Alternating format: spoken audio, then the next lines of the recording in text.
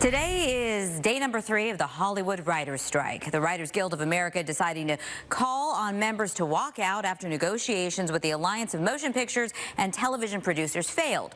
So what is at stake and how long could this strike last? We're going to check in with somebody who has some unique insight. Liz Craft is joining us this morning. She's a member of the WGA and the executive producer of the primetime series Fantasy Island, now in its 2nd season and now, I presume, on pause. So Liz, it is great to see you. Liz, also, by the way, a member of my family.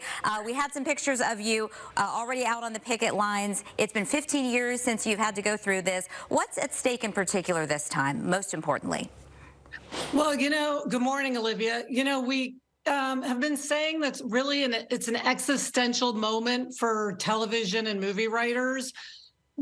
We just want to make a living. We don't want this to turn into a job that's really a freelance job where we're part of the gig economy.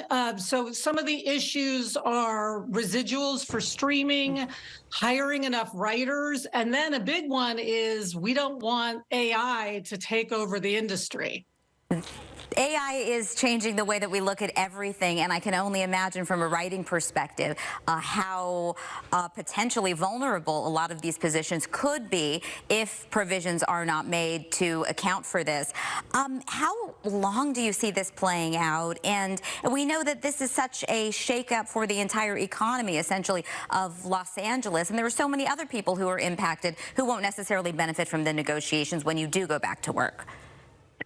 Yeah, well, I think a lot of people think it could be over 100 days. The last strike was 100 days. Of course, we're all hoping for a quick resolution, and all writers are aware of the impact it has on the whole, all over the LA economy. We do have a fund for crew members that the WGA is starting, so that's going to be helpful, we hope. But, it's really up to the studios. People call it a writer's strike, but we really call it a studio strike. They know that we can't go on the way we're going. Writers' income has decreased, I believe, 25% in the last maybe 7 years. So it's really up to them to decide when they want this to end, because I think they know what they're going to have to do.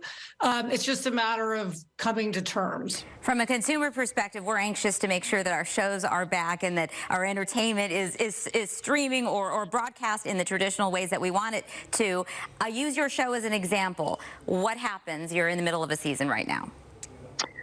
Well, in our case, luckily, we were done with production, but if we were still producing, we would walk away. I've been in that situation with the last writer's strike. I had a show on ABC, and my writing partner and I just, as they say, pencils down. We shut our laptops and we walked away.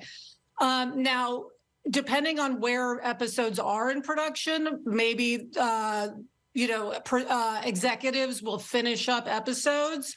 But essentially, if you love, say, The Good Doctor, you're not going to get new episodes. It's going to go into reruns. And of course, all the late night shows shut down immediately. Liz, thank you so much. It is wonderful to see you this morning and appreciate your perspective from the inside as a writer on strike with the Writers Guild. Liz Craft, as producer of Fantasy Island. You can also listen to her podcast, Happier in Hollywood. I don't know how happy the conversation is going to be right now, but we'll be curious to listen in. Thanks, Liz. Thanks, Olivia. Kept those corgis quiet, too. I'm very impressed.